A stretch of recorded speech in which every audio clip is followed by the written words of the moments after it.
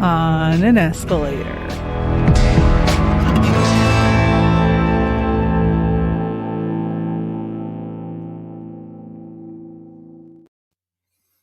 Okay, greetings everyone. We've got a returning very special guest tonight, and that is Nathaniel Gillis. I can't wait to get into this conversation. As some of you know in the chat room, by the way, hello everyone in chat room.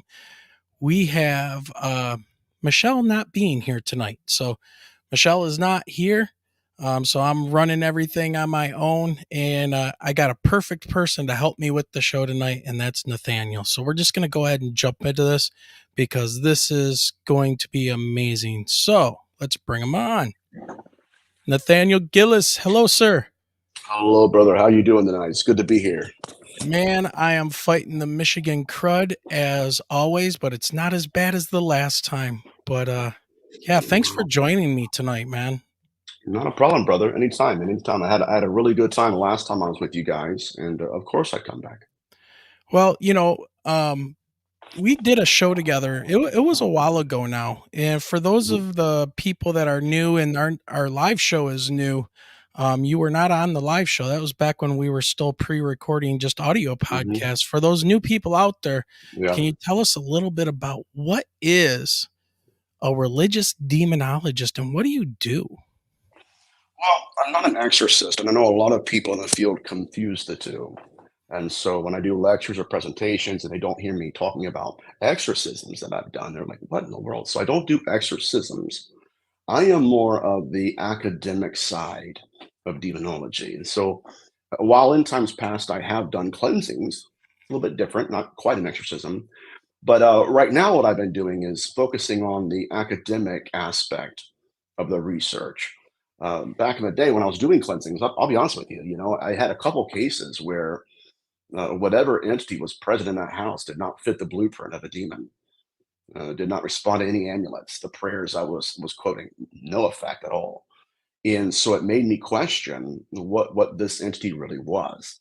And so that's when I decided, there's a lot of research in the field that are top heavy or bottom heavy, right? They have they're just either academic or they're hands on. And so I was wanting to be more balanced. And so right now, in the season I'm in right now, I'm pouring myself into demonological literature and looking for any and all behavioral patterns. And here we'll talk about this here in a second, but any and all behavioral patterns that connect to ufology and the UFO abduction phenomenon. And my goodness, are there a lot? Ton. Yeah, and I think the last time that you were on, we ruffled some feathers because people out there do not like the connections of UFOs to the demonic or spiritual realm. And I'm Right, kind of the opinion that I don't think they're mutually exclusive. I think right, they can both exist at the same time. These could be two separate things, but they seem to follow a pattern. So, absolutely. um, I I guess I want to kind of have you dig into that a little bit. Like Mhm. when we last talked, and this was not on the show, you were telling Mhm. me that you were getting into some new research and found out some new things and stuff. Right. So if you want to jump right into that, that would be awesome. Well, I'm creating a new field of research called necronetics. It's a combination of necromancy and genetics. Necromancy and genetics. And this is how I believe this intelligence is self-replicating its species. And so what I've been doing as of late is I've been going into the occult and looking at that side of this phenomenon, going from biblical antiquity, going all the way up to the 16th century. And what I realized was, as I was studying demonology, I didn't realize that I was studying something else. Like when I got into the case studies, it was almost like this intelligence, which again, I'm working off of the model that it's singular, not plural. And so what I was thinking is, okay, I'm looking for demons, okay, looking at behavioral patterns. And sure enough, what I was coming across case studies where the experiencer was encountering an entity that fit no blueprint in demonology whatsoever. The pathology was different. The belief system was different.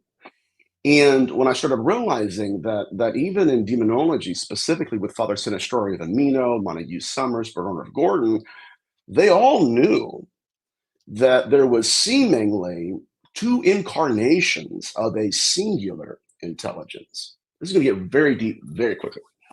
So, two incarnations of the same intelligence.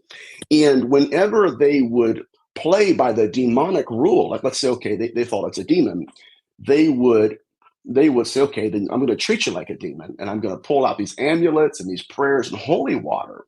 And to their utter astonishment, whatever that was transcended that microcosm. And so it appears to me that whatever we are dealing with is something that will allow us to assume and then play by rules. And then at a certain point upon its choosing, it will transcend that completely. And then we see what I call the proto intelligence. In whatever that is behind the phenomenon, we're not prepared for, my friend. And so what I started realizing was, okay, there's a reason why some of these demons act like that. And then from time to time, you'll see something else that doesn't fit the bill at all. And so, yeah, so what I'm looking at now in my current model is a singular intelligence. And for those who follow my research, you guys already know this. A singular intelligence that is evolving according to our awareness of it throughout history, both in ufology and in demonology. And this is also interesting too. The reason it is evolving is to evade. And what I've been noticing in the research, even from biblical antiquity, Babylonian texts, ritual bowls, is that regardless of the archetype it steps into, there are certain agendas that it will kind of interweave into the fabric of history. So what I'm saying is, yes, it's demonic in the first century, but there was still a hybridization program. Well, now they're aliens in the 21st century. Well, there's still a hybridization program. And so what I'm looking at now, my current model, is that whatever this is, it's co-evolving with us, it's adapting to us, and it's evolving according to our awareness of it. Now, I tend to ramble, so if you want to shut up, I'll shut up. But that's my current model, and I think that once we strip these case studies in antiquity from their religious connotations and just look at them strictly from an experiential standpoint, then absolutely, we have the same intelligence doing the same things, but wearing different masks and stepping into different archetypes. And there's a reason for that, which I will get into here later. So, are you thinking that the cases of modern day UFO abduction, and by modern day, Mhm. I'm talking 40s on or so, whenever people were reporting this, and we learn about these things in contemporary times. Do you think there's a connection to what they used to call in antiquity, like the succubus, the incubus, and the even like the fae coming to steal your Right. child and putting a Yes. doppelganger or something in place of that? Um, Correct. yeah, can you dig into that a little bit? Yeah. So there are various behavioral patterns that kind of correlate. Number one, in antiquity, we have an entity called Lamashtu. And Lamashtu was a being that would specifically target pregnant women. It would descend down upon the woman at nighttime while she's sleeping, force her to open her eyes, and then as it's hovering over her, stare in to her eyes. And then when the victim would wake up, because they would induce her to a dreamlike state, the baby's gone from the womb. And so what these experiences started to do was creating a second face out of iron, hoping, literally groping in the darkness, whatever works, I'll take it, hoping that while they're sleeping, that entity will stare into the wrong eyes, and therefore she gets to keep her child. So the lie that this phenomenon has propagated throughout the field, it cannot be understated. The missing fetus syndrome is not modern. Okay. The implant carved, okay, we're going to get into that in a second. The implant used in experiencers is not new technology. All of this originated in antiquity at the emergence of altars. Can I go to that for a second? Yeah, can you elaborate on that a little bit? Yeah, for sure. So there are two ways the phenomenon self-replicates. It replicates through implantation and impregnation. Okay. Number one, in Mesopotamia, at the arrival of the first altars, practitioners in bibliography theology, they would call them idolaters, but practitioners, they would erect an altar. They would stare into the darkness of night, and something was in the shadows. Something was wanting to become incarnate. And so, this is fascinating. Out of nowhere, these practitioners got the harebrained idea that here, I'm going to do this.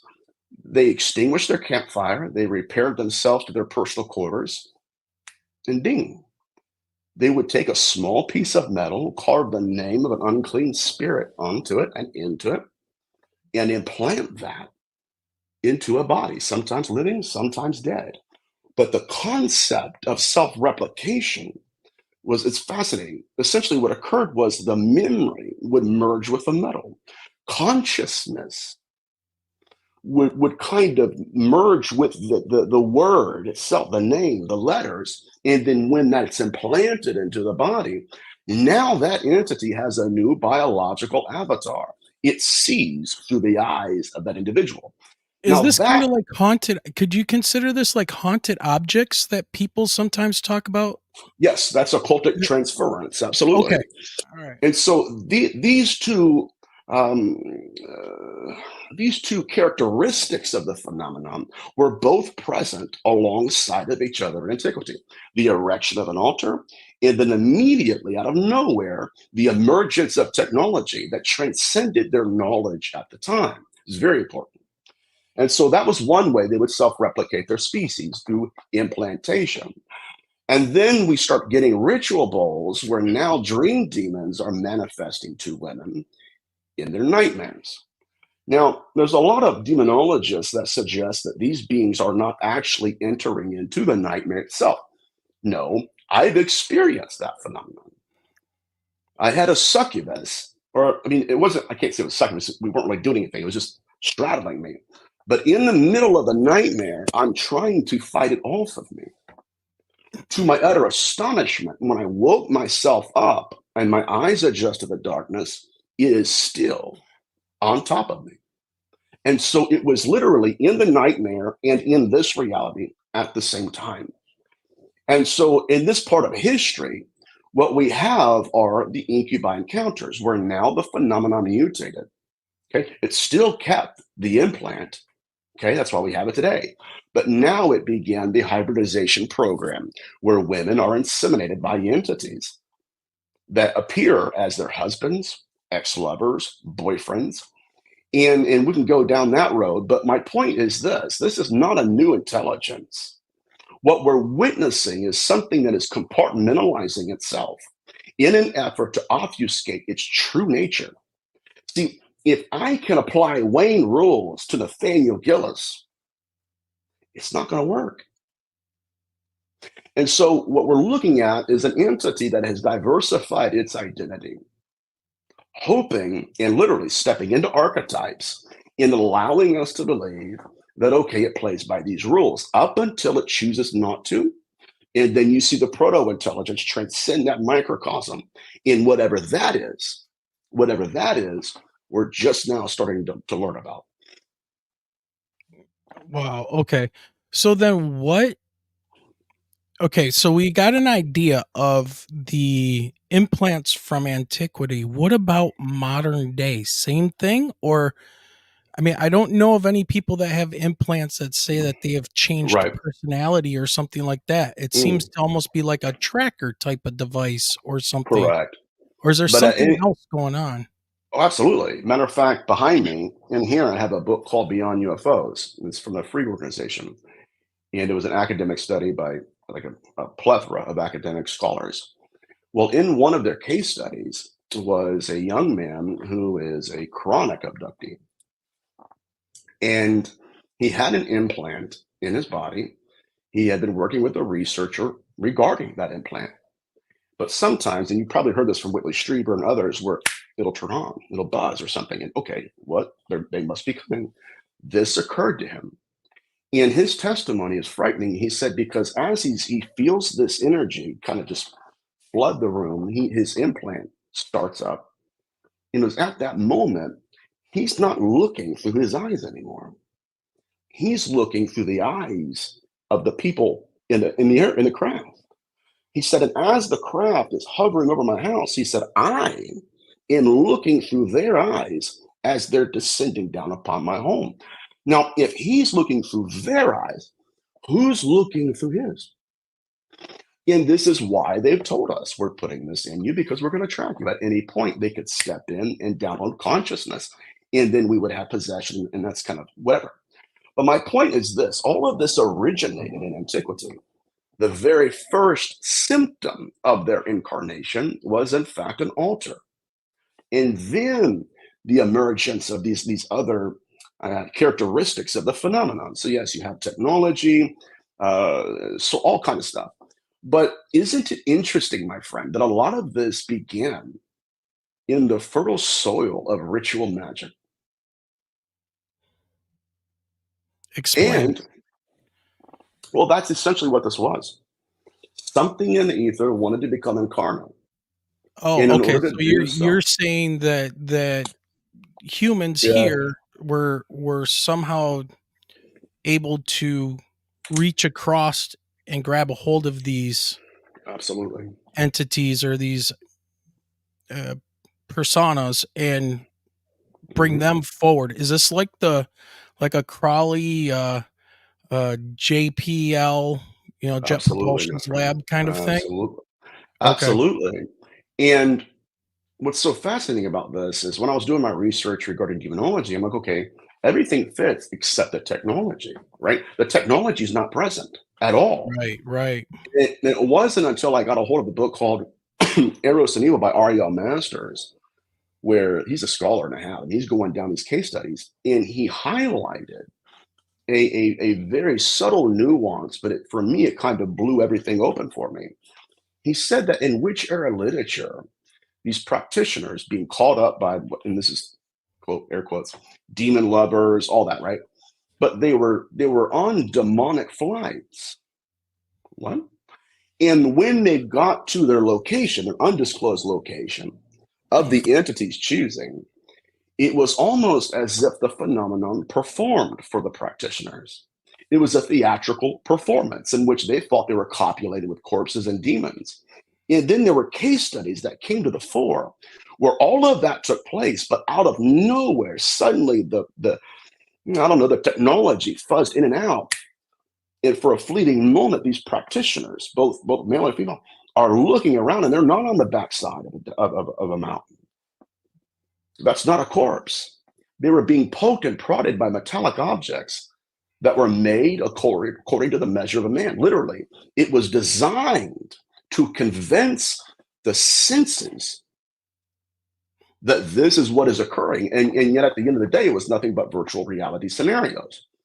That is what's happening right now in the UFO abduction phenomenon. And I don't want to pig trail because we can go any direction you want to. Right, right. But what I'm suggesting here is that because we've compartmentalized the phenomenon, we've not allowed the incubi victim to talk to the UFO abduction experiencer. Both of them have missing fetuses. Both of them are being inseminated by dream demons. Why aren't we destroying these walls and why aren't we building bridges? Because at the end of the day, it's quite obvious. It's doing the same thing, but it's leaning into archetypes. And I'll shut up. Dude, that's fascinating. Because now I don't know if you saw this, but the recent release from Arrow or whatever they are now Right, saying that there's no ET stuff, but then I look at who they talk to. Who are they? Or right, there's no evidence, and it's a small circle of people that are talking and pulled in David Grush and stuff. But I can't help to think that these people are becoming puppets or being played to cover up the existence of whatever these entities are. Just acknowledging that they Correct. exist is something they don't want. Correct. Yeah, I mean, if you're going to acknowledge that there are spacecraft out there that are dominating our airspace, then you're going to have to acknowledge that they have occupants. And those occupants are not always love and light. That will validate a large portion of our population, people that have been silenced, punished, all that. Oh Yeah, yeah. you're going to tell them it actually occurred. And it's disturbing, but let's get back to this idea that it all started with altars. When Mhm. you look, and I got a list here, when you look at the earliest contactees in ufology, I know you probably do. Do you know, and speaking in general, do you know what they were using to contact these non-human intelligences? Let's go through the list, shall we? All right. Oh boy, I'm about to get creeped out. Aleister Crowley was using Ouija boards. Okay. He was ingesting hashish. That's how he met Lamb. He altered his consciousness, and that entity came forward. Okay. Albert Bender, another contactee in the 50s, he built an altar in his attic to contact aliens, right? George Hunt Williamson had created a homemade Ouija board contacting extraterrestrials. Now, already the current model of the extraterrestrial hypothesis is starting to crack because we use this technology, if you will, to contact spirits, not aliens.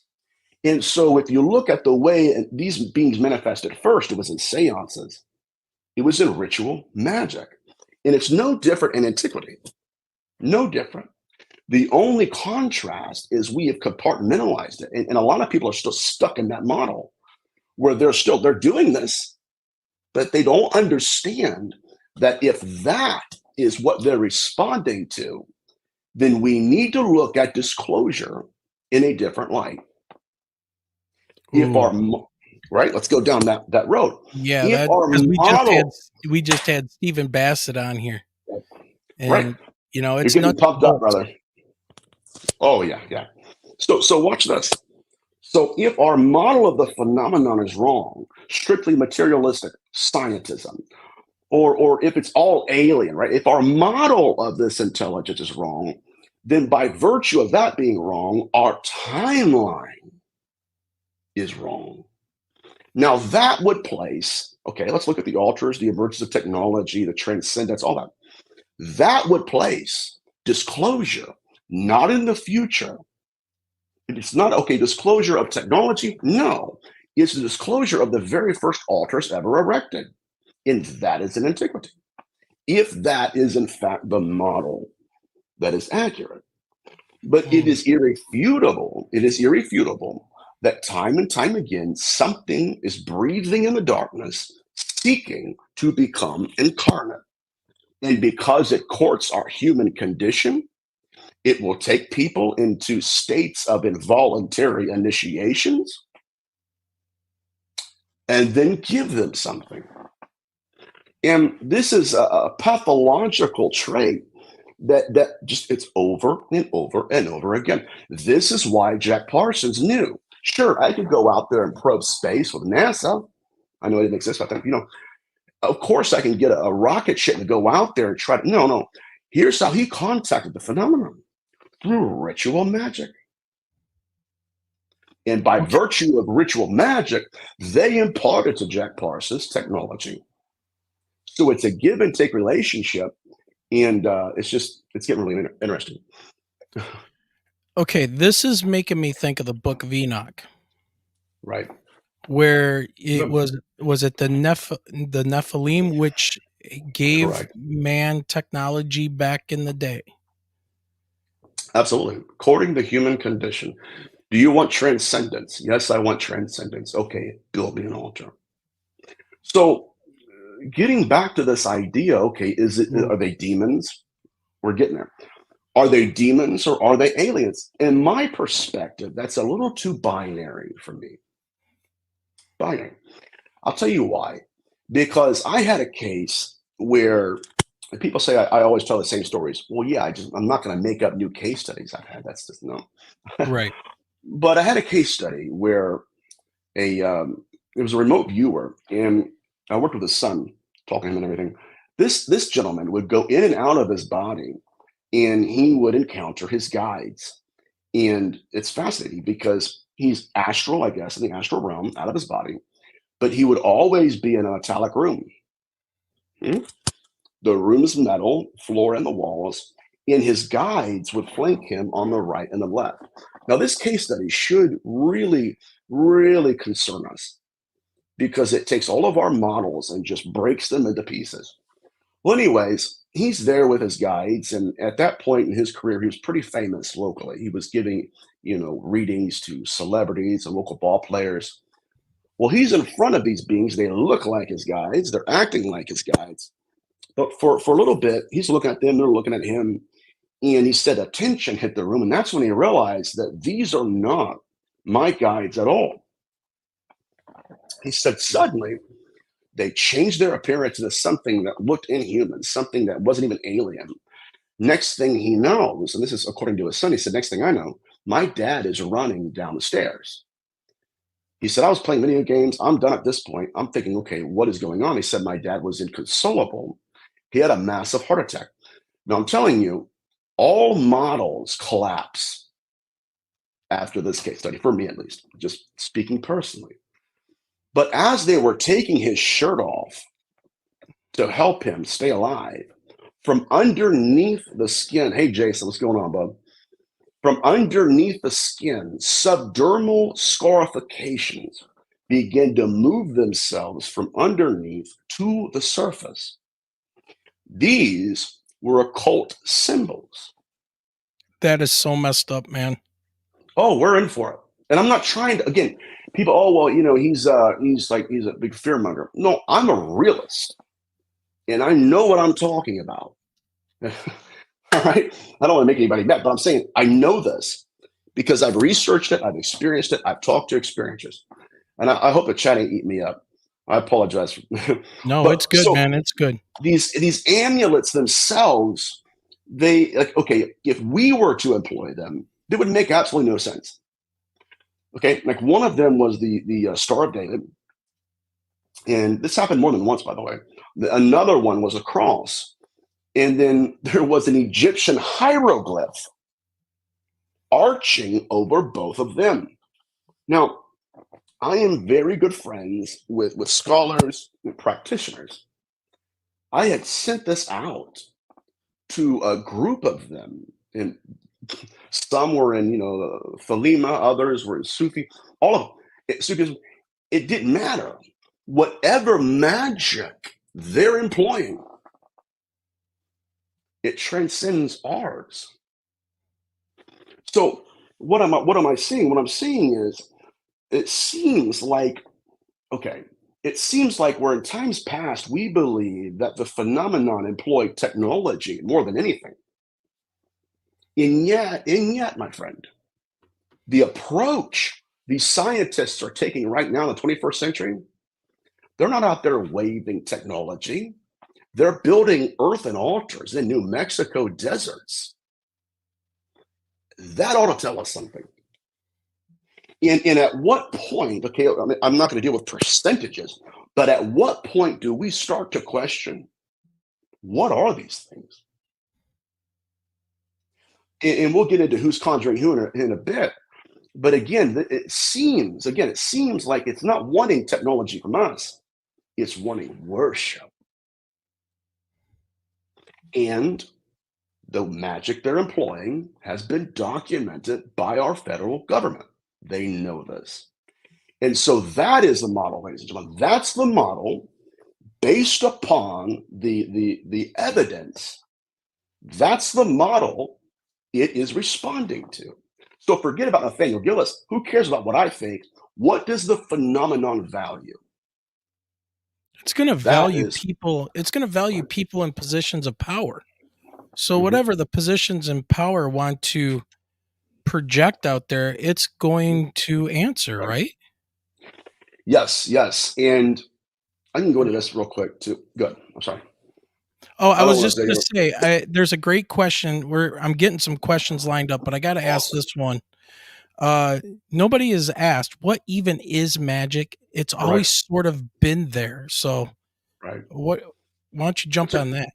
well, that's a great question because the phenomenon, again, as it's incarnating throughout history, it will create propaganda. And because it is incarnating again into a new archetype, it wants us to believe that the old intelligence completely separate. But if we look at antiquity, we see these like the earliest practitioners.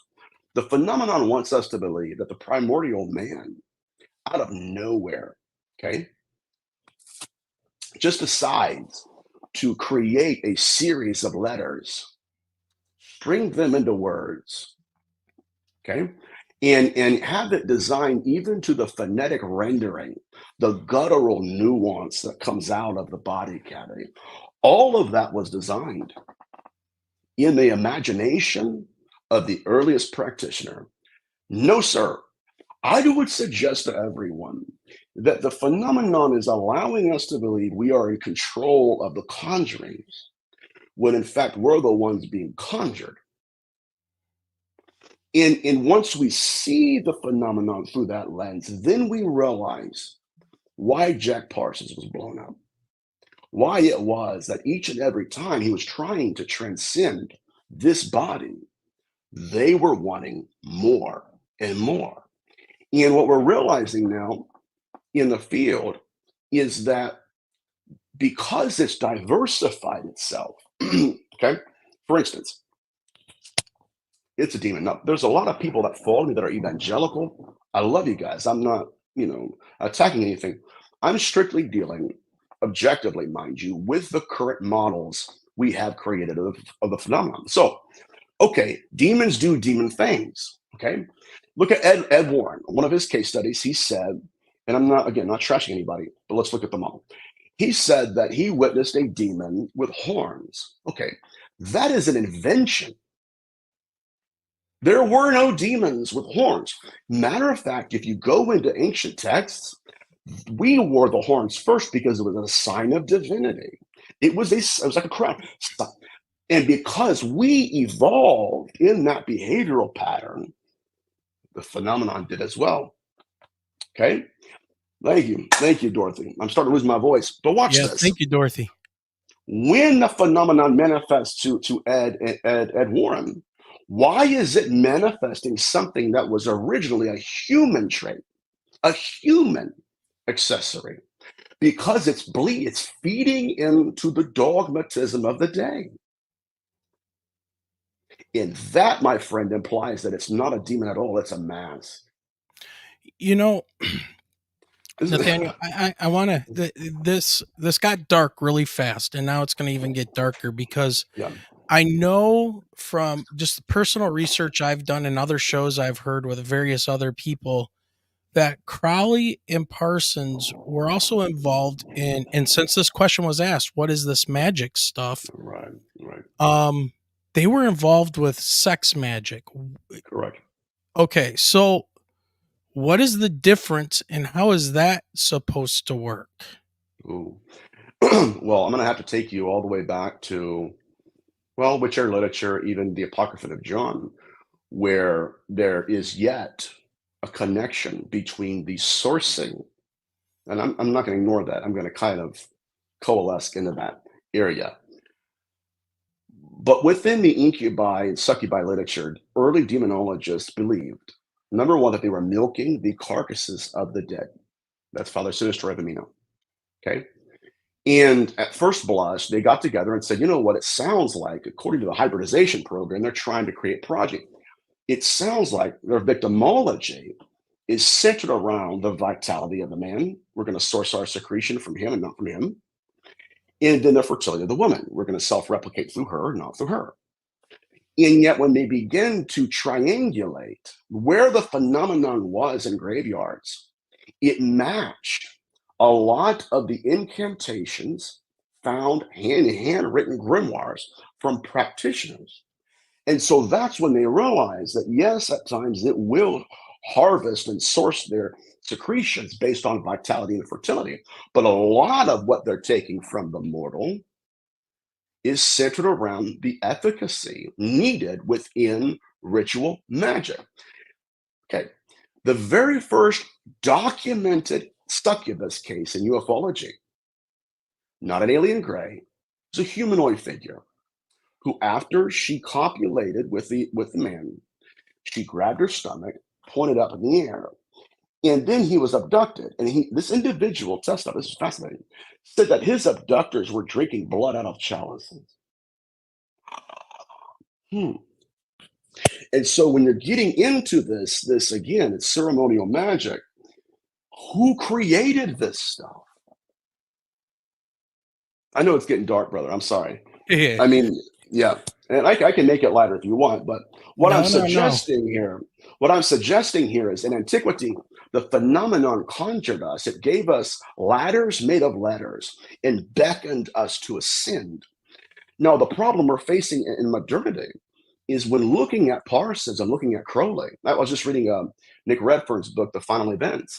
Whatever they did, okay, the Babylon working, whatever portal they opened up, it was at that point in history that the phenomenon, it was almost like it had more of a foothold than ever before.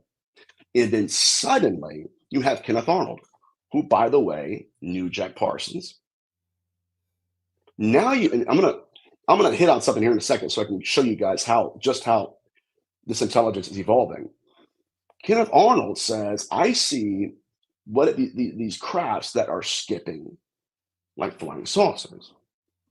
Now, when that landed and took root in the vernacular of the populace, then the phenomenon began to manifest as flying saucers.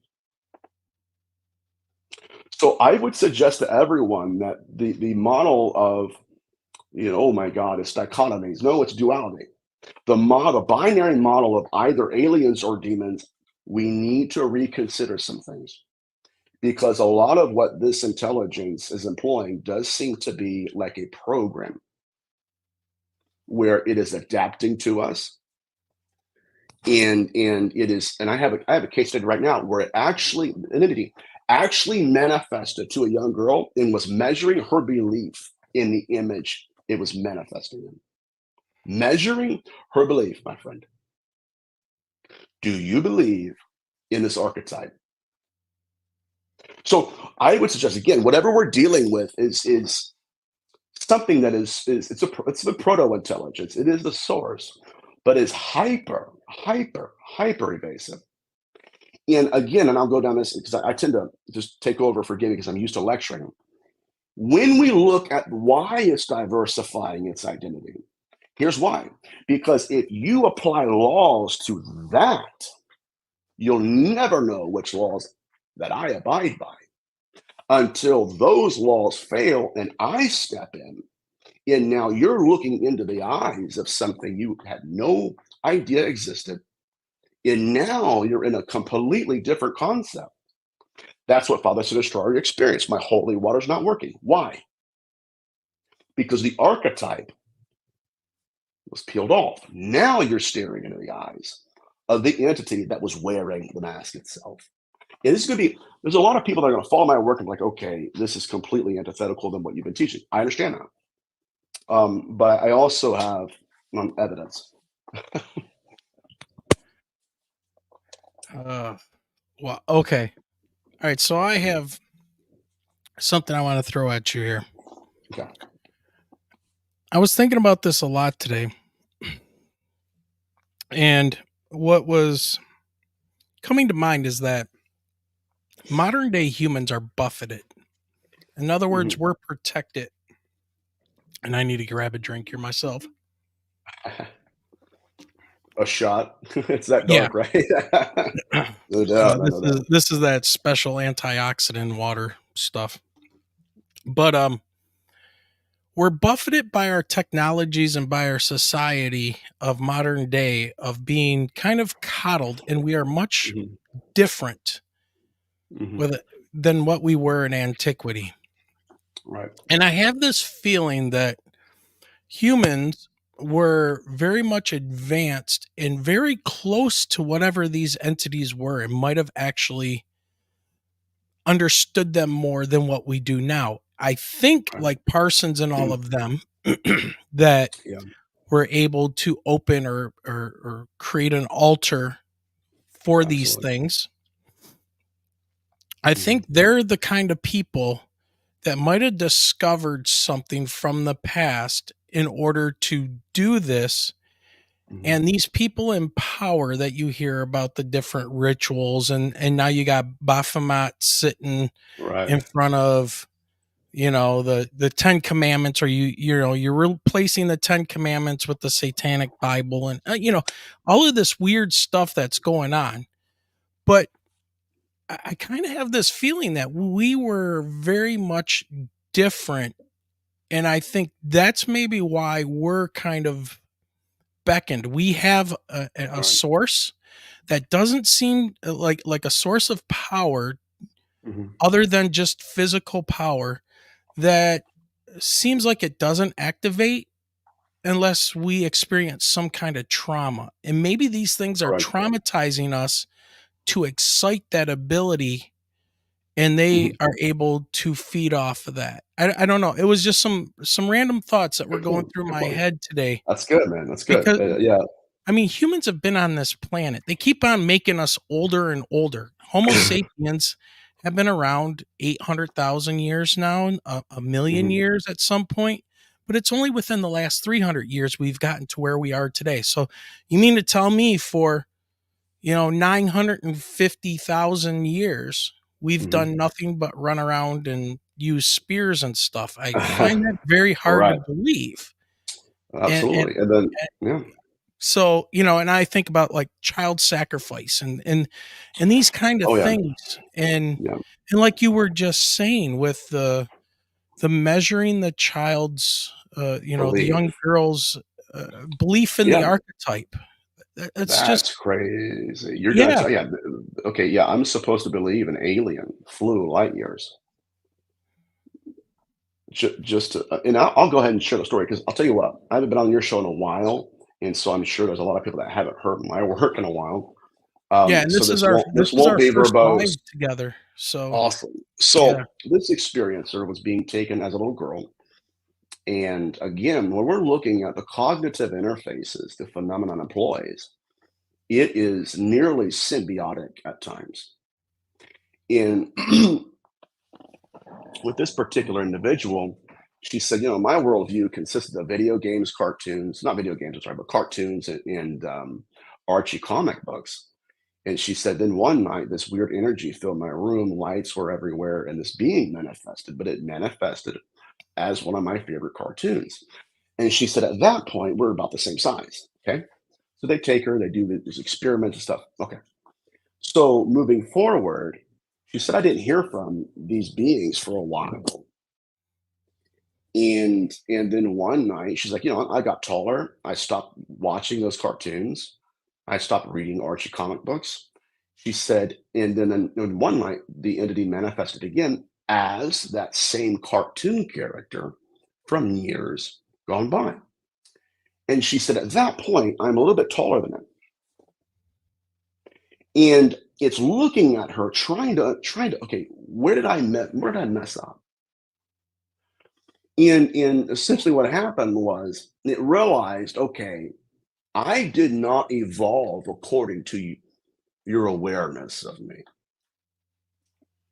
And then he says, okay, she's like, okay, then his eyes begin to do this number.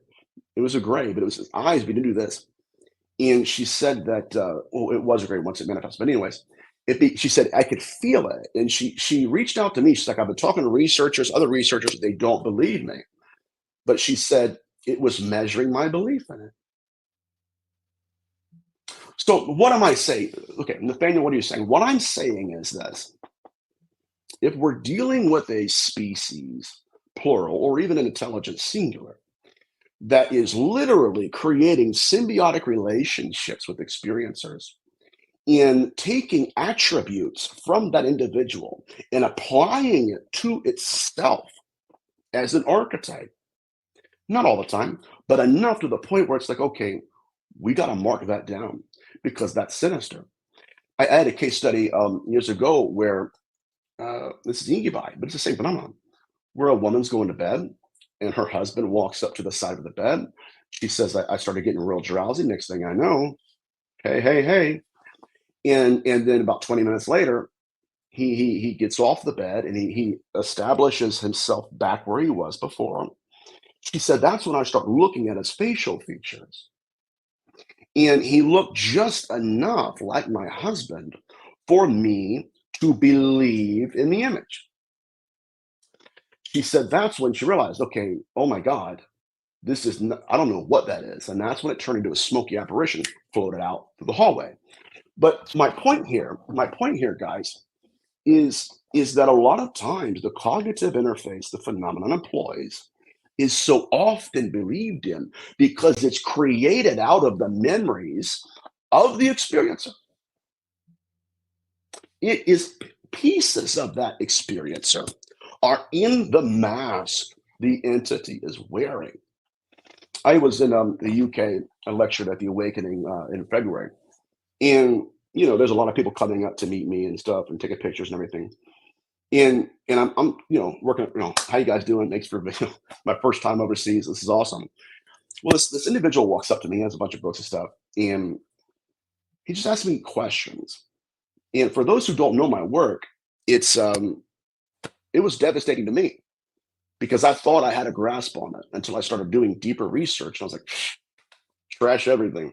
So, but what I lectured on was the symbiotic relationship, and where the phenomenon will coexist, co-evolve, and then it will adapt. Okay, that's symbiosis. But somewhere in history, it mutated into parasitism. And there's only one step. It's going to blow your mind. When it's symbiosis, evolving, adapting, coexisting, when the parasite evolves, it takes on the attributes of that. It literally goes through everything it learns and then goes into a new modus operandi. And so we're looking at the phenomenon. It is co-evolving with us. And the reason why a lot of the masks it wears is so easily believed in is because we're not realizing that's me. There's a part of its incarnation that came from my belief systems, from my archetypes, and all of that. And that's why, again, and I'll shut up, but that's why when the phenomenon diversifies its identity, for instance, Ted Rice, which I'm going to be talking to him here in a little bit, he was a child. And am I creeping you out? I just had something come through my mind when you said they evolve, and they're digging on our memories. Yeah, What about this genetic memory stuff that we have? very possible. Yeah. What are they doing with that? Are they Right. seeing that? Are they stepping into those roles? Ted Rice was in his room, and That's his crazy. grandfather appeared. See, this is the real alien, ladies and gentlemen. Okay. Oh wow, I touched a body and it's alien great. Time out. What are they doing? What are they doing? And so Ted Rice is in his bedroom and appears his grandfather, who is deceased.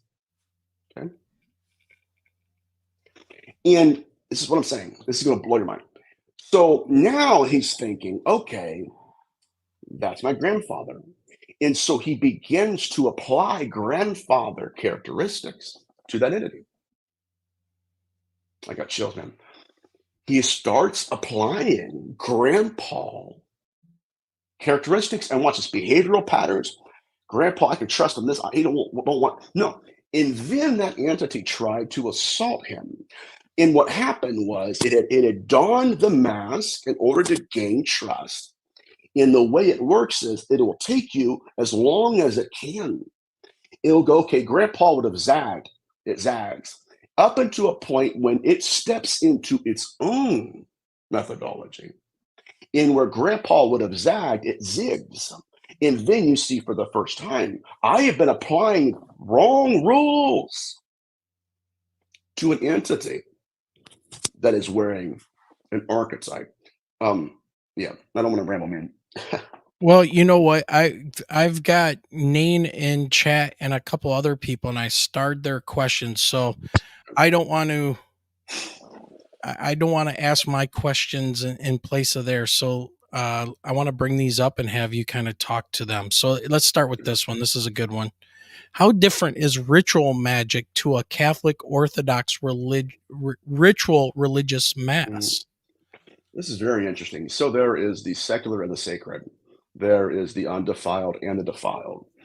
And whatever this intelligence represents, and this is going to prove it, it is evolving, not just according to our awareness of it, but when you get into ceremonial magic, we have what's called the ultimate black mass, where it takes our evolutionary processes of religion and inverts it. And so let's go a little bit deeper. When you go into biblical antiquity and you see, uh, and I never talk about this, by the way, but I'll do it tonight. When you look at the way Yahweh Elohim referred to these beings, he would talk about, okay, I want you to approach me this way, but don't you go out there and approach whatever is in the darkness. Why? Why? It makes you wonder. Like it's so interesting.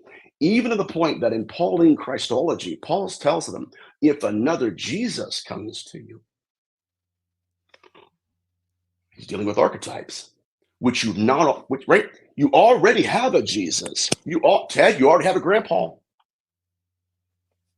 But if another one comes, and this is what we're dealing with again, um, this gets back into theology, but there were certain rituals that Yahweh condoned. The rituals he condemned seemingly were designed to conjure whatever is shivering in that dark abyss. And the way, again, that they're contacting the phenomenon is not technology. That's how ghost hunters come, right? Nope. When they go find a spot underneath the cosmology of the stars, let me build an earthen altar and let me sacrifice something. And in return, I'll get little trinkets. So, my point though is throughout all of history, especially with, well, specifically with this intelligence, we used to have the ability to vet. Okay. Like I said, Ted Rice. Let's make it Dear Aunt Edna. Dear Aunt Edna shows up. Okay, are you a Bulls fan? Because Dear Aunt Edna. No, that's not Dear Aunt Edna. Because because the traits and belief system is antithetical to the historical record of who we know Dear Aunt Edna was, right? If it says this, we got something else to compare. The program, my friend, has introduced a new character at which we cannot vet, and that is your alien Hmm. grain. What were the Nordics? Were it depends. I mean, obviously, 'Cause we you don't have hear the about those much anymore. not really. I know MUFON talks a little bit about them with experiencers, but my thing is this, my friend, and this gets back both into the paranormal and in ufology. Okay, and I'm going to kind of invert this, and then I'll land where I want to, hopefully. In the 90s, in England, there was what's called the skull experiment. And it was a group of parapsychologists, psychics, and they were really after documenting any and all data they could regarding the afterlife. Mm. And so this will put things into perspective. And so they get into this house and they got the candles lit, lights off, and they're approaching the intelligence pregnant in the darkness. And they're approaching it as if this intelligence or whatever is disincarnate. We're going to contact the discarnate. Well, during one of their seances, an alien appears. It's called Mr. Blue. I took a photograph of him. I think he was on one side of a TV or a screen. They took a picture of him. He also appeared after that. So let's look at this model for a fleeting moment. That is the equivalent, okay, of Wayne saying, like, you know what, man? Here is a phone number. I'm going to give you a phone number. And this is how to contact your great great grandmother. She's deceased, but dial the phone number. and then you dial the phone number and a completely different species of being picks up. It See, again, guys, it would make me question who gave me the number to begin with. Well, okay, why? Because it's toying with the human condition. And that's exactly what happened in the skull experiment. When it manifested, matter of fact, it filled the room with such terror, they shut everything down. We're done. We're done. So, what am I dealing with here? What I'm really talking about, ladies and gentlemen, is the fact that we truly do not know when the experience begins. We only know when the phenomenon manifests. And what we're realizing, I'll shut up at this. What we're realizing is that by the time Jack Parsons gets his altar, by the time that he goes out there, performs all these rituals, by the time he spends his money, his blood, his tears, his sweat, he's not the one conjuring. He's the one being conjured. And the phenomenon has given him the illusion of control. And so that's what I guess I'm trying to raise awareness, because they're playing by different rules. Egyptian hieroglyph, we're not doing that here. The reason they're playing by different rules is because they're playing a different game. And they keep getting away with it because they're diversifying into archetypes. I hope that makes sense. No, it does. They do. I get the idea, because if you were gonna do an insurrection over a certain amount of time in a country, you're gonna want to observe your target individuals in Right. order to blend in. And maybe then, I mean, I'm trying to get a CIA guy on here to Sweet, talk that'd be about how they awesome. do this in the real, how they play with human psychology. Like they have us broken down in the CIA of how to Oh yeah. initiate what they call a bump. Oh, hey, I'm sorry. I'm really sorry. How is everything going? And that's your initial Mhm. contact with the mark. You know what I mean? It's like they Yeah, have all of this stuff figured out, and it's like we do the same thing to each other that these kind of things mimic absolutely. and do to us. So Nane had another great question here, man. Nane's on top of it tonight. And he says, was Crowley accessing through his magic the character Mhm. Lamb said to be an extraterrestrial? How does magic connect to entities like That's Lamb? fascinating. Fascinating. Well, Yeah. Crowley, to my knowledge, never considered him ET. He considered him interdimensional and what's called a Enochian being. Ah, Yeah, and also this is interesting. Um, Magic, to our knowledge, erupted in the imagination of the earliest practitioners out of nowhere. Okay, we're talking about the statistical likelihood of someone constructing a series of letters into a series of words, knowing how to phonetically render that through their vocal cords, knowing how to modify their behavior according to the behavior of the phenomenon, modifying its dietary needs. Right? And then all of that is an accident? Absolutely not. Absolutely not.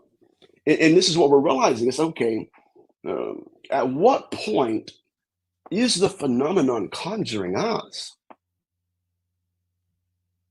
And is it possible we're on the wrong side of a two-way mirror and we do not understand that this intelligence is orchestrating entire events, allowing us to believe, well, okay, sure, I'm going to go turn left, I'm going to turn right. It makes no sense unless you start to look at a hyper evasive singular intelligence that through the incubi literature it inseminated, through the debug phenomenon, completely different. No, it inseminated. And mind you, guys, and I can't get into this because I don't have enough time. But in the debug phenomenon, these dream demons were manifesting to women. Well, I thought that's just UFO abduction. No, it was inseminating them with fetuses. I thought that was incubi. Nope. It was placing consciousness and the fetus in the same womb at the same time, to the point that possession accompanied pregnancy. I'm talking about the self-replication of species. And at a certain time, um, the phenomenon pulled both the fetus and the consciousness out. In The Exorcist, in the book literature, in Levant, it was actually in Safdi, Israel, and this is going to change the whole dynamic, asking the question, were these experiencers pregnant by the entity, or were they pregnant with him? And that's when they realized this is a more sinister hybridization program. It's a self-replication of species. Okay, so Nate has been on this tonight, man, and he asked, you brought up the conjuring and words and and he asked this, and I had this primed for you next, and you were just leading into it, but which is more powerful in magic, thinking words to conjure or to speak the words to conjure? Well, we don't, again, I'm gonna give you a scenario here, and It's just the energy, right? I mean, right. it doesn't really matter. Well, let me say this, okay, and hopefully this will explain it. So in Babylon, Mesopotamia, also, there were deities or demons, I should say, where if the house had paranormal activity, if there was something like a sickness in the household, the father would go to a blacksmith, and I forget the word for it, but one of the individuals that actually create images out of the metal, he would say, okay, it's going to blow your mind because you're going to see, oh my God, it is symbiotic. They would say, okay, I want you to create a demigod or a demon, if you will, I guess, and I want to use this figurine statue, if you will. I'm going to put it in my household, and it's going to scare away the sickness. It's going to scare away the paranormal activity.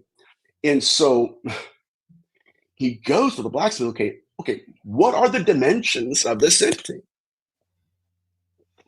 And from the mind of the man emerges the dimension of the entity itself out into metal. That individual takes it home. Now, there are ritual bowls talking about how when they're in bed at night, something is inside of that statue.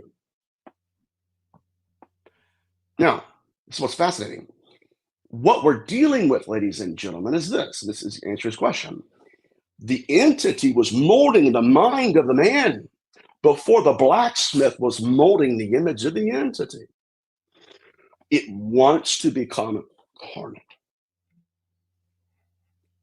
And again, I mean, if we're going to deal with percentages, no. Right now, the leading scientist in ufology, especially within rupture, his name is Tim Taylor. Okay, you know what Tim Taylor's not doing? He was a part of the Invisible College. He's not sending probes to space to talk to aliens. He's anchoring himself out in the middle of a desert. Okay, this is going to blow your Sounds mind too, familiar, guys. don't it? Absolutely. He's building altars, my friend. And so let me go and put a nail in this coffin for everybody. Yes, the incarnation is modern, but the incantations are ancient. And that is what matters. The whole model that we're okay, yeah, build me a Ouija board and I'll be an extraterrestrial. Okay, fine. Sure. And so what I'm looking at now is, again, if our concept of this intelligence is wrong. See, coming back up to this, how many of you guys have been to a house, you guys probably maybe even have it at your own home, where there's a door frame and let's say little Courtney, okay, she's 12 years old, you pull, boop, man, you're growing, baby, girl. You know, she's like 8 or 9 now, you're getting taller, okay? Then you have these different, right, denominations of height. Those are all different girls. No. That is an intelligence that is growing and evolving, growing and evolving. Now, in all of its incarnations, again, like I said, the missing fetus syndrome is not new, not new. The altars are not new. The implants not new.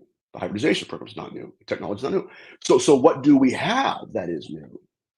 A new archetype, one of which we cannot vet outside of it manifesting. That's why we have people working with the Pentagon who's saying the message of this entity is right because you documented the miracle. It's leading us into a labyrinth where in times past we could test the spirit. That ain't Ted Rice's grandfather. But what if the program created a new character? And now the only thing we can go off of is their words. That is concerning to Yeah. That, me. dude, that's some deep stuff there.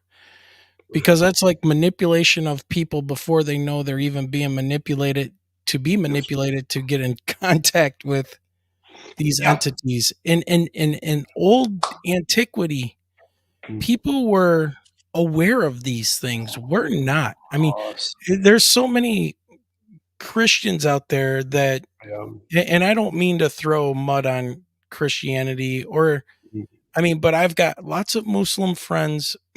I've got mm, Christian friends, and the Muslims are very much in touch with a spiritual world, the jinn, that these right, things are from the different worlds, and you know, they're still very much connected with that even in the modern day. right, Westerners, we are, like I said, kind of buffered by our society and our technology, and we've right. forgotten what we can really do. Correct, correct. Are And gifted, are gifts, yeah, and a lot of people medicate the gift they're called to manifest because they're not in touch. And I'll tell you, I used to do that. I didn't know who I was. I'd sit on a bar stool for hours. Just, what am I doing? I have no idea. I have no purpose until I stepped into the role that I am now, the meaning that I'm trying to fulfill now. That's when all of the pieces came to fore. But again, we're still trying to define when the experience starts. It starts when they assemble the first rock of the altar. We thought it's when it manifested. No. And so, and I'll introduce this thought to you guys. And I said it before, I'll say it again. If our model is wrong, then our timeline is also wrong. And if our timeline is wrong, disclosure is not coming. Disclosures have been here. It's just, it's there. And they're telling us that. Like I said, the incarnations are modern, sure. But the incantation strangeness. Yes. So I had a case a while ago. It was actually during COVID. And this is actually a friend of my family. So this is really awkward. It's like, oh my God. Well, I got a phone call. It was about 1 in the morning, I think it was. And it was, like I said, it was a couple, husband and wife.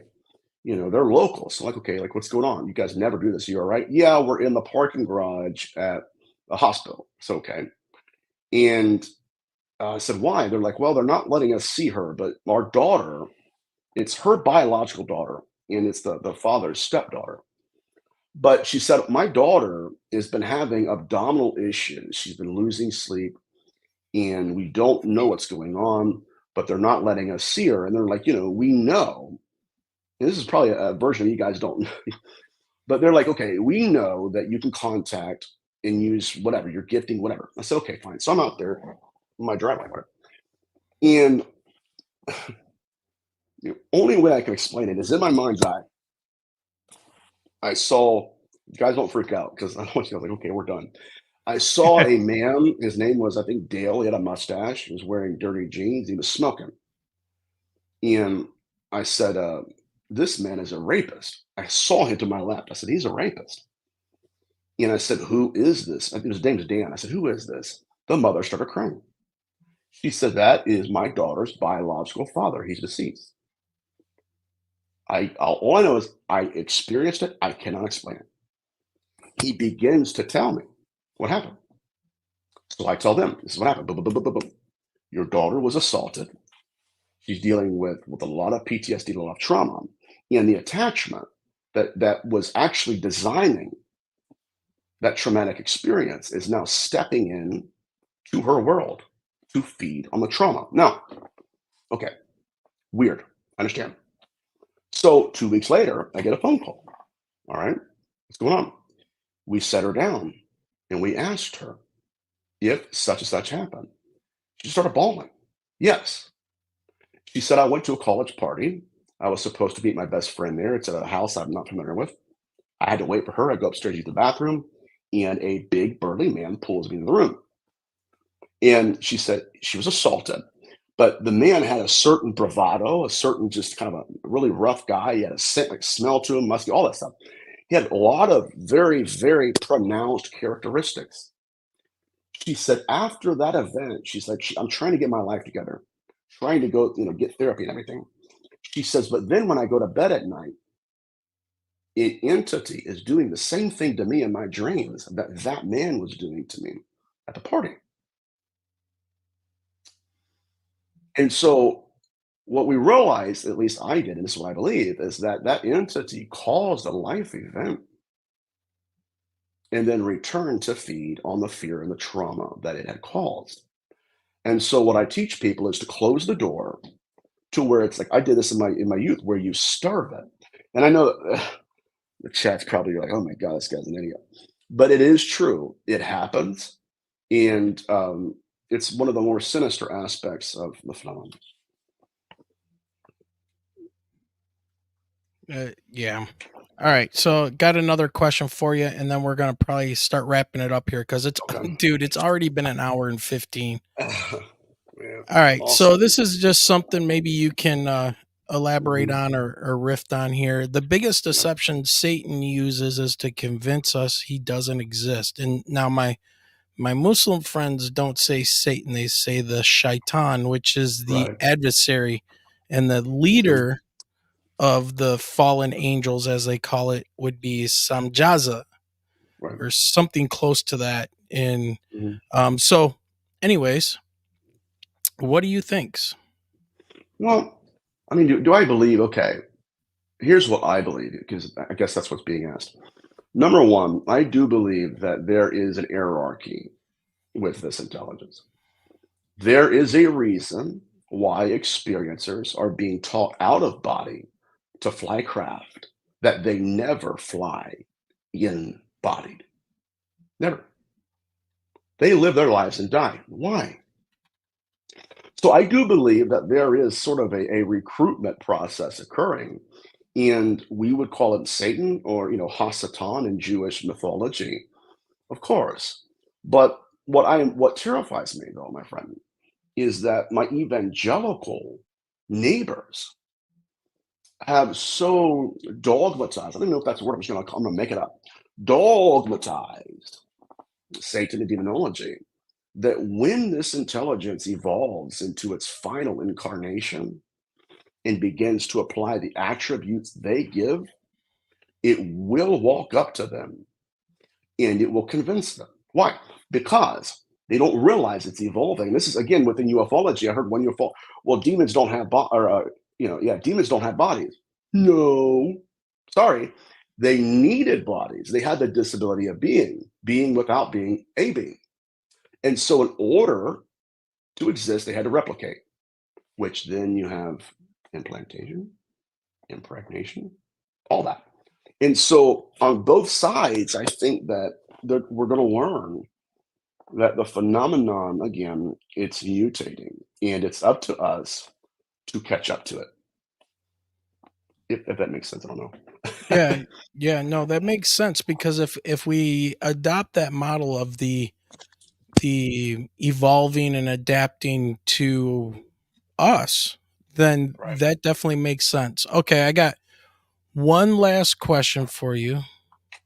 And this comes from Woo Rider DG. He Mhm. says, "Question for the guest: has he heard of the seven generals of hell? If so, can he elaborate?" Mhm. And then we'll end it on that one. Yeah, I can elaborate, and I've heard that, but the idea of hell again is Dante's Inferno. This now we're getting into uh, you know linguistics and the origin of hell. Now, I'm not saying that eternal punishment doesn't exist. I'm saying that that entire concept was a later development. What we're really asking is, okay, what is Sheol? What is the grave? And I'm not saying there's not eternal punishment. I'm saying that when we're getting into specific linguistics and the origin of these concepts, it's important. So if there's no hell like that of Dante's Inferno, then there's no seven generals. And what I've again, you guys have to. I have a lot of books here I can give you guys references to. But me saying that hell is not what we think it is not me saying there's not eternal punishment. But again, when we're looking at grimoires, it's them giving us their names. It's them, right?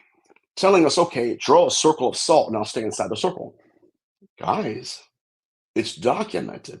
They're not even playing by their rules. What makes us think they're going to play by ours? That's the question. I'm not trying to dodge it. I'm saying that in order for there to be seven generals, there has to be that version of hell. Right. Okay. Well, geez, Nathaniel, this has gone by so fast. Right. This is ridiculous, man. And chat has just been on fire. So thank you, chat. You guys have been awesome. All right, Nathaniel, any thing coming up? How do you want people to find you Oh on the man. web? All that good stuff. So I'm gonna pull up my schedule. You guys can follow me on YouTube. I have an entire playlist full of my guest appearances, or at least the ones they published on YouTube. I think I'm up to like 119. You can follow me on Instagram as well, the Nathaniel Gillis.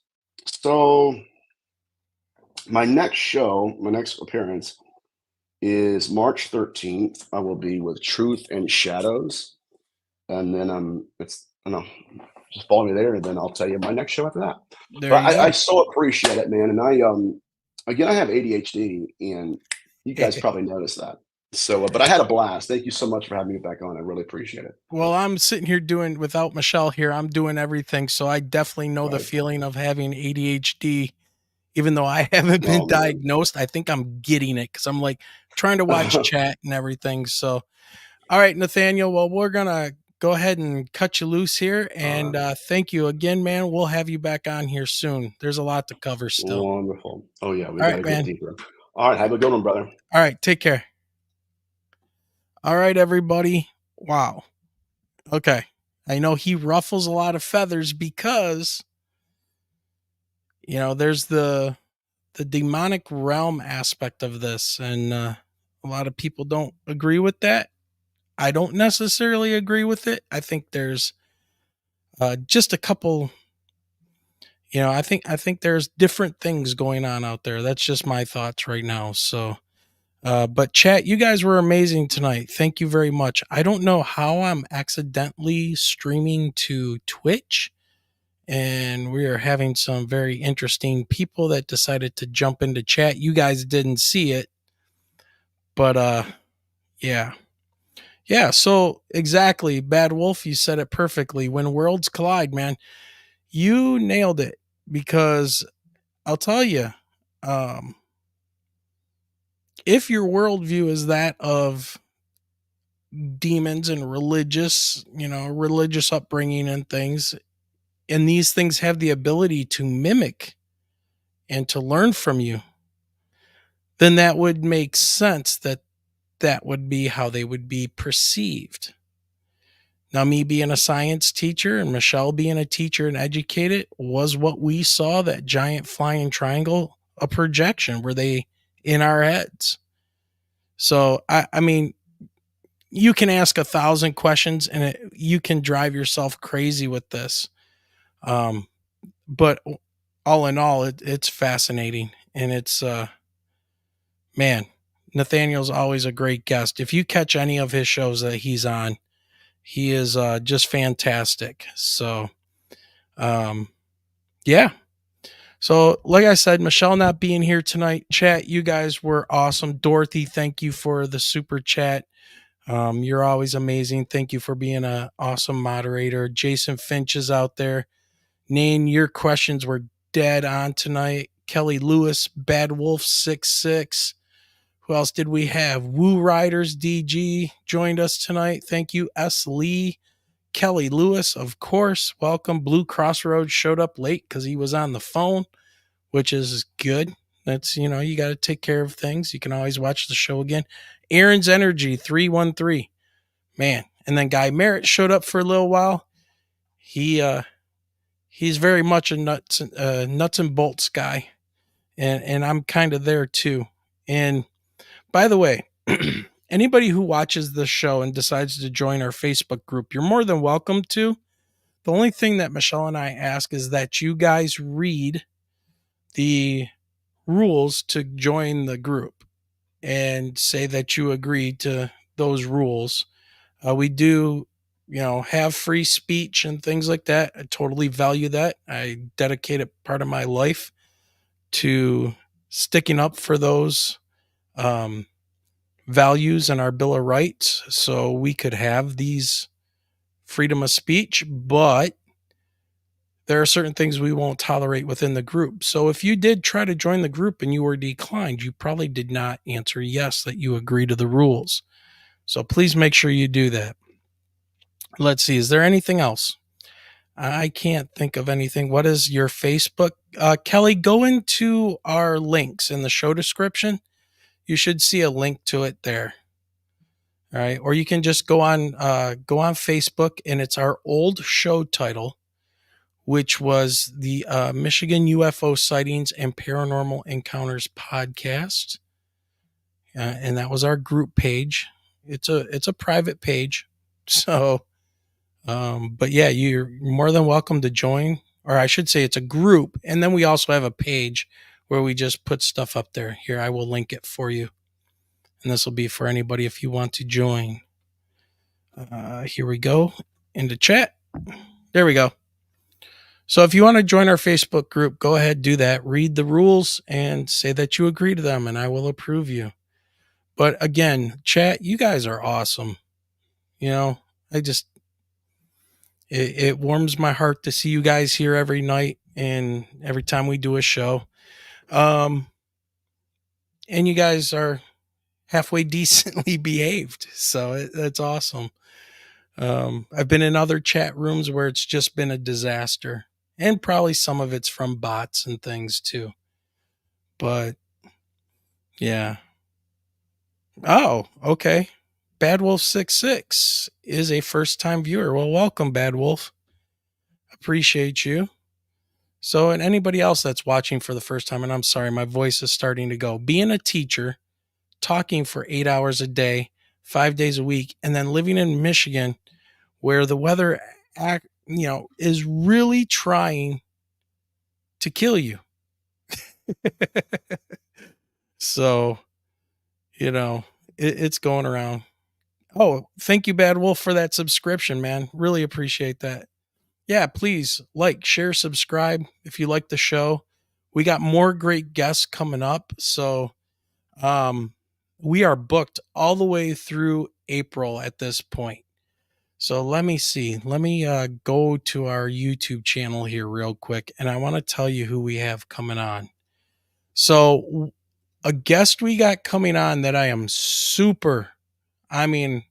if you guys know me and you followed our channel or our podcast before or anything like that, you guys know how much I'm into ancient civilizations and us being a high-tech people with amnesia. I'm kind of in the Graham Hancock, even as an earth scientist, there's so many things that we learn that don't make sense and nobody can answer me.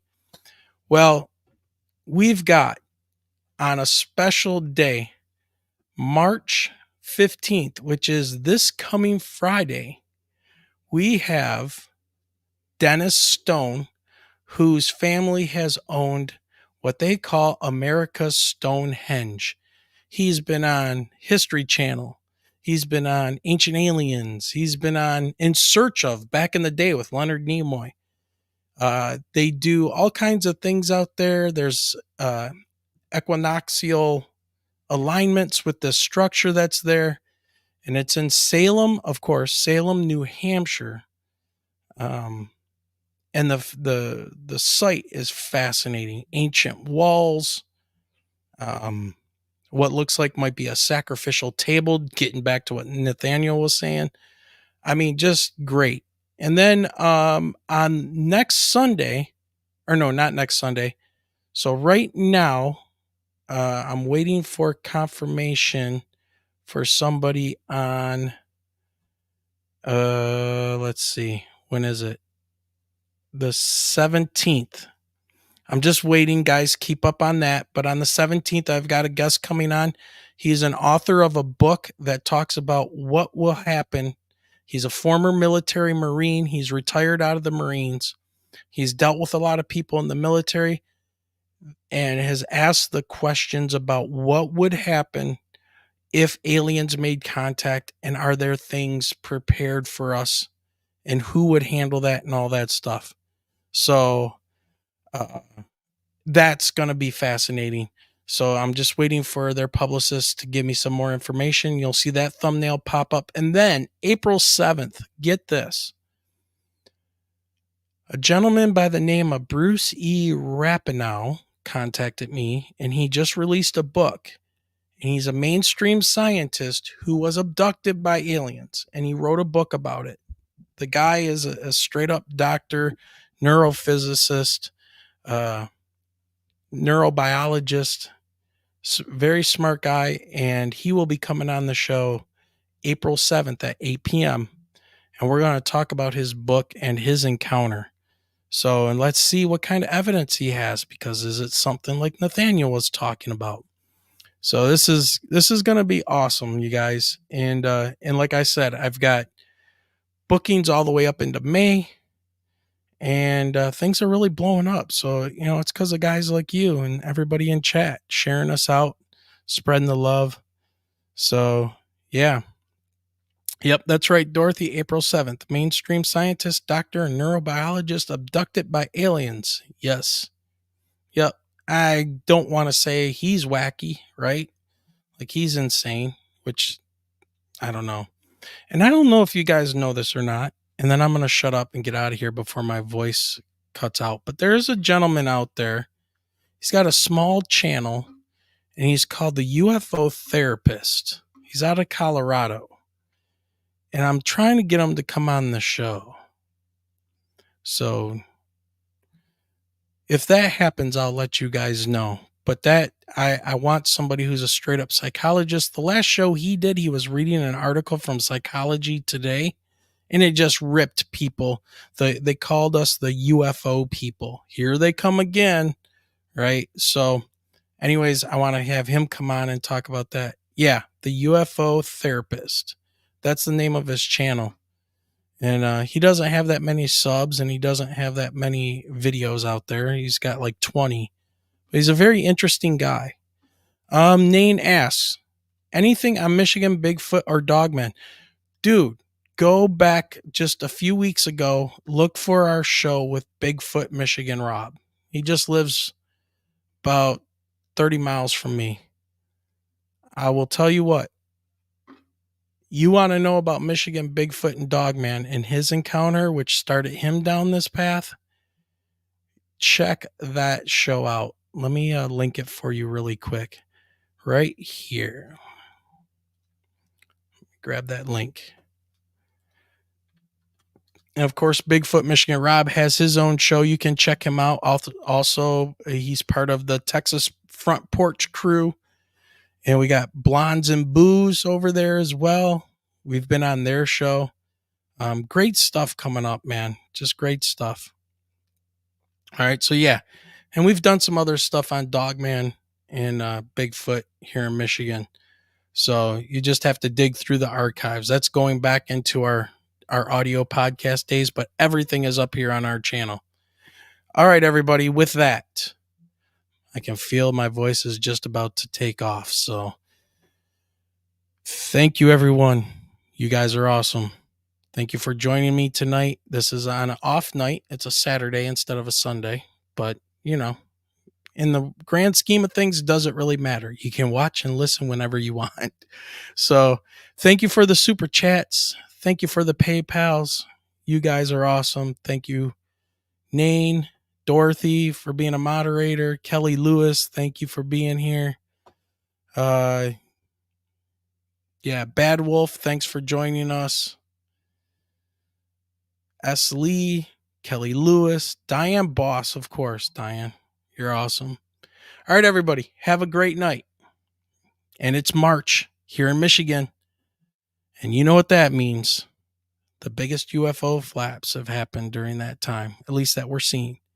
But remember, keep your eyes to that sky. Let's go.